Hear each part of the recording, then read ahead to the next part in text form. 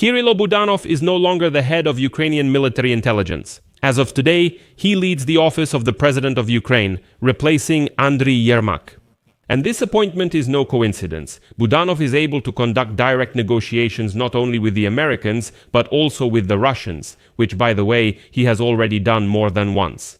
This appointment explains a lot about the changes in the foreign policy of the President's office. Today, American media unanimously reported that it is Budanov whom the White House trusts and that he will be able to conduct negotiations with the Americans more effectively.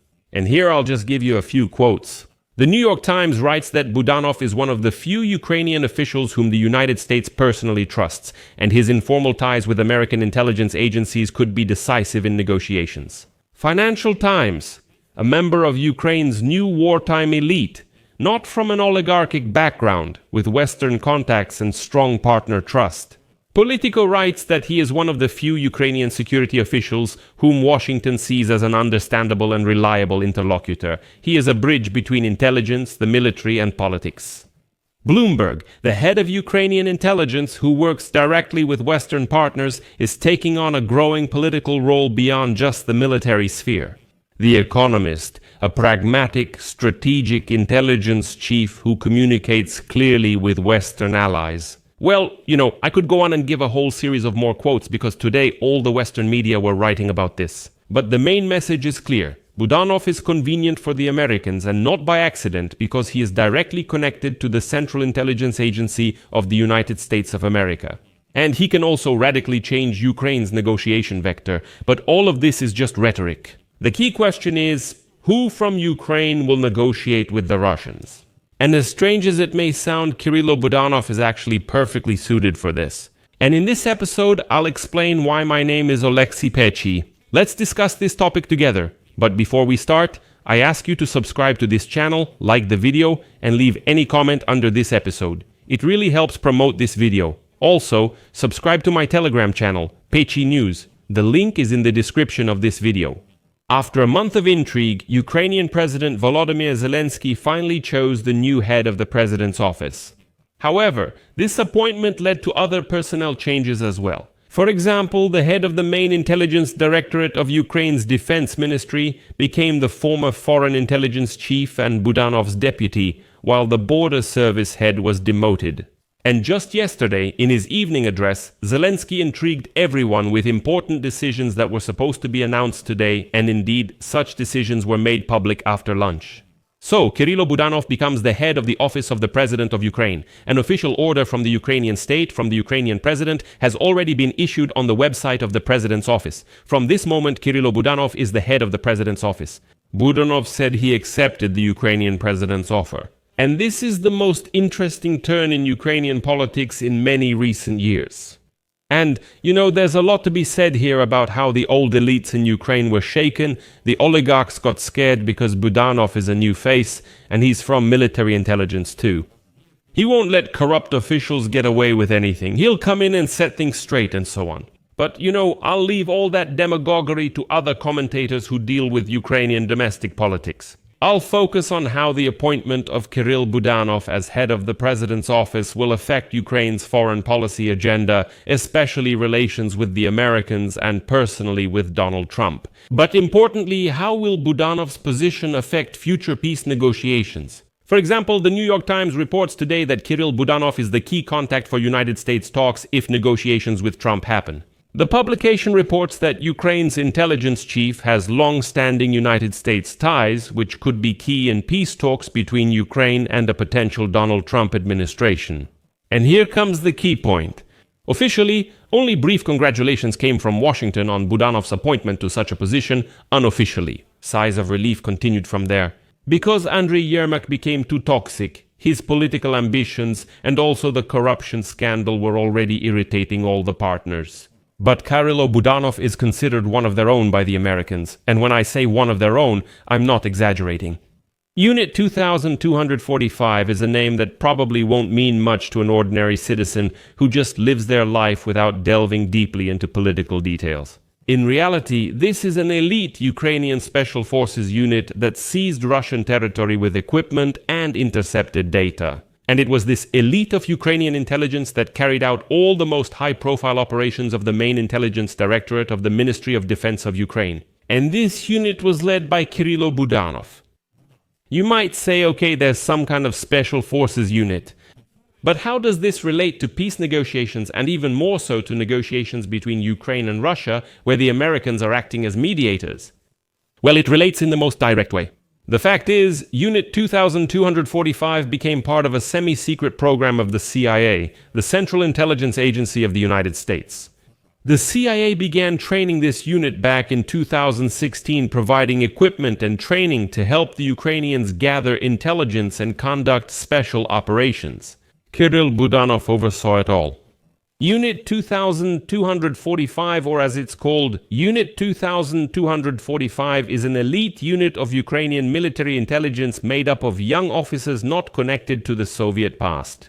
I'm not revealing any state secret here if I say that officers of Unit 2245 captured Russian drones and communication equipment so that CIA analysts could study them and break the Russians' encryption systems. This unit took part in operations aimed at gathering intelligence about Russia, about what was happening inside Russia.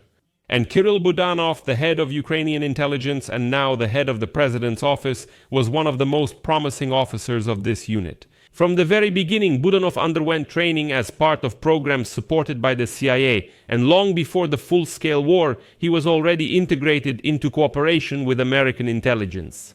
Moreover, after being seriously wounded in eastern Ukraine, Kirill Budanov received treatment at Walter Reed National Military Medical Center. This is a very serious institution. This is a rare case for a Ukrainian serviceman, made possible only with direct United States government help, allowing the serviceman to receive treatment at this center.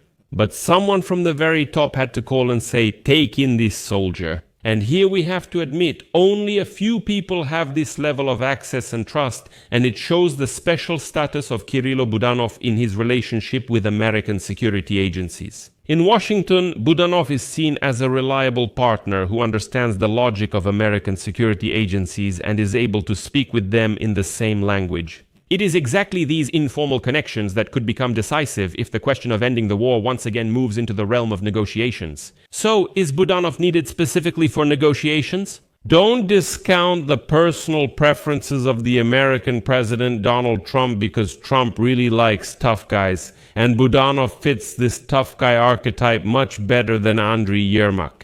For Washington, this appointment means that Kyiv is ready for tough decisions, control over resources, and is prepared to take very tough steps.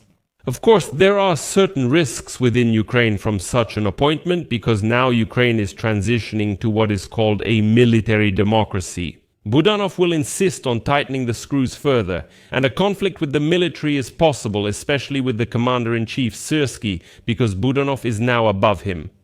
There's also a risk that the country could start solving problems in special operation mode, but that's a risk. It's not certain this will happen, but in this episode we're discussing the external vector. So, the appointment of an intelligence officer to a key political position indicates a shift in the focus of power in Ukraine towards security, the issue of war, and negotiations. Why am I talking so much about negotiations? It is especially worth noting here that Kirill Budanov is considered a key figure not only and not so much in negotiations with the Americans. Of course, he holds a very important position there, but Budanov is also the one who can talk to the Russians, and he has been doing this throughout the full-scale war. Kirill Budanov directly negotiated with the Russians on prisoner exchanges, grain corridors, and humanitarian issues. The most striking and telling moment came at the end of November 2025. On November 25, Ukrainian and Russian delegations, including Kirill Budanov, met directly in Abu Dhabi. It was there that United States Army Minister Dan Driscoll brought Donald Trump's peace plan, which consisted of 28 more points. At that time, on November 25, Ukrainian and Russian intelligence chiefs met in Abu Dhabi to discuss the peace plan. Kirill Budanov later publicly said the Abu Dhabi negotiations were successful. But Putin's aide Ushakov stated that representatives of the intelligence services of Ukraine and Russia periodically meet and discuss sensitive issues that cannot be discussed publicly. And it was right after the meeting in Abu Dhabi that the whole process of discussing a new peace plan and the issue of reshuffles in the president's office began. That is, Budanov looks like the ideal negotiator both with the United States of America and with Russia. But let's look back at history and remember, did it ever benefit the country when former intelligence officers entered politics? Well, by the way, history is simply full of such examples. This is by no means a unique case. Very often it was precisely because of intelligence work that people entered political power. I'll give a few such examples. Probably the most prominent one is George Bush Sr. He was the director of the CIA. Then he became vice president, and then president. A technocrat, a patriot, a man of the system, and he used intelligence for sensible foreign policy, not for spying on opponents. If Kirill Budanov follows the same path, we will get a competent president's office where decisions are made based on intelligence data, not whims, moods, or emotions. By the way, that's exactly what Donald Trump lacks. He often chooses emotions over pragmatism, and he often believes his opponent, for example Putin, rather than his own intelligence services. Budanov essentially can persuade teams by relying specifically on intelligence, not emotions. If we look closer, both geographically and historically, the example of the current head of the Turkish Ministry of Foreign Affairs comes to mind. Hakan Fidan is Turkey's Minister of Foreign Affairs and previously led Turkish foreign intelligence. Hakan Fidan's method is secret negotiations, some behind-the-scenes exchanges, backstage agreements, and so on. He engages in this type of private diplomacy. Considering that Zelensky has tasked Budanov with strengthening the diplomatic track, this is the most likely option. So Budanov has already negotiated on prisoners and grain, and now he will be negotiating about peace. But you should be prepared for the fact that from now on, most of the negotiations will finally go into the shadows. That means there won't be so much public discussion anymore. But this is also a negotiation method that came from intelligence, so it's not surprising that Budanov might use it. And for contrast, I'll give two negative examples of how intelligence officers came to power, and both of these examples are from Russia. Yuri Andropov, who went from the KGB to become General Secretary, imposed order by forceful methods, raids, repressions, and harsh crackdowns. As a result, the whole country turned into a barracks, and nothing good came of it. Or another example is Vladimir Putin, a grey nobody from the Federal Security Service who turned Russia into nothing less than a concentration camp. Putin replaced the managers in government with security officials, lives in paranoia, and is convinced that destroying freedoms is only for the good of the people. But you know, I don't really believe in a scenario where Budanov would become even a little bit like the last two, for one simple reason: Budanov is a combat officer. Putin is just a desk rat who used to carry a briefcase for the mayor. Putin is just resentful of the whole world. He's angry at the whole world because he used to be humiliated. He was just a desk rat. Then he used to run after Sobyanin with that briefcase. When he gained power, he tried to prove his masculinity to everyone. Well, Budanov really has nothing to prove. For contrast, I gave these examples so you see there are both positive and negative scenarios. Friends, write in the comments your opinion. Why does Volodymyr Zelensky need Kirill Budanov in his office? I'll leave it at that. Share your opinions and conclusions in the comments under this episode, subscribe to the channel, hit the bell, and don't forget to like it, friends, if you found this episode interesting or useful. You can support the work of this YouTube channel with your donation or a sponsorship subscription using the links and details provided. In the description of this video it says, support the Alexei Pechy channel. Choose any format that's convenient for you. I will be grateful for any support from you. That's all for now. Take care of yourselves. Goodbye, everyone.